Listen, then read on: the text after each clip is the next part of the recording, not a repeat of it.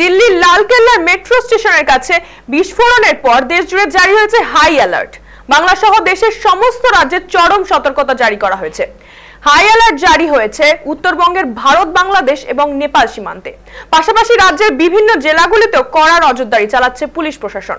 একই রকমভাবে পূর্ব বর্ধমানের কালনাতেও পুলিশ প্রশাসনের তৎপরতা চোখে পড়েছে।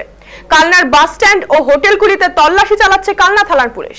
হোটেলের রেজিস্টার বুক দেখা হচ্ছে, ভিন রাজ্যের কেউ রয়েছে কিনা সে বিষয়েও খোঁজ নিচ্ছে পুলিশ।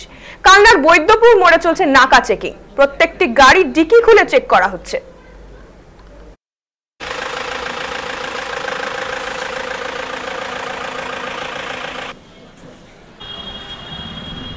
কালনা থানার পুলিশ এসেছিল, গতকাল একটা বিস্ফোরণ হয়েছে দিল্লিতে, তো সেই কারণেও হতে পারে। এবং এছাড়া ওনারা মাঝে মাঝে আসা যাওয়া করেন, আমাদের এখানে এসে চেক আপ করেন।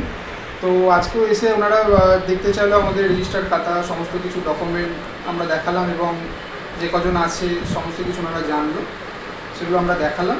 এবং মাঝে মধ্যে ওনারা আসেন, এবার হয়তো হতে পারে কালকে দিল্লির কারণে এটা আসতে পারে বা অন্য নানা কারণে, তা আমরা জানি না। তবে আশা করছি আমরা ওইটাই জন্য এসেছি।